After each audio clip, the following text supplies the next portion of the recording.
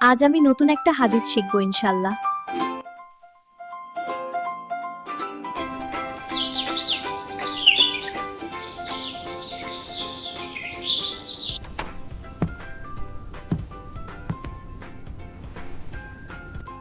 তুমি এভাবে ঢুকলে কেন?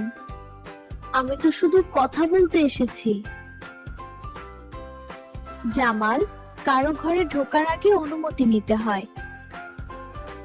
সত্যি? আরে আমি তো জানতাম না। হ্যাঁ, ইসলাম আমাদের ভদ্র আচরণ শিখায়।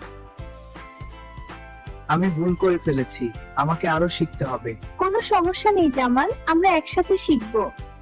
আগে নক করা উচিত ছিল। ঠিক বলেছো। আসসালামু আলাইকুম, আমি কি ভেতরে আসতে পারি? ওয়ালাইকুম আসসালাম। হ্যাঁ, ভিতরে আসো।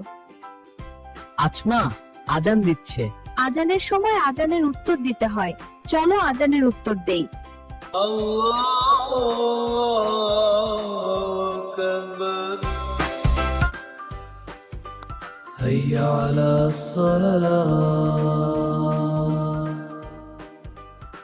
আজানের সময় হুজুরের সাথে আজানের ধ্বনি উচ্চারণ করতে হবে।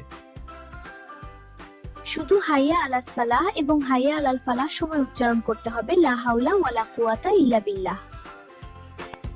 আজানের উত্তর দিলে অনেক সওয়াব পাওয়া যায়।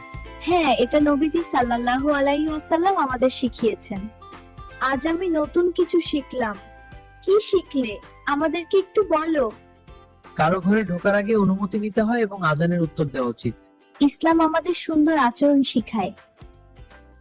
বন্ধুরা মনে রাখবে, কারো ঘরে ঢোকার আগে অনুমতি নিতে হবে আর আজানের উত্তর দিতে হবে।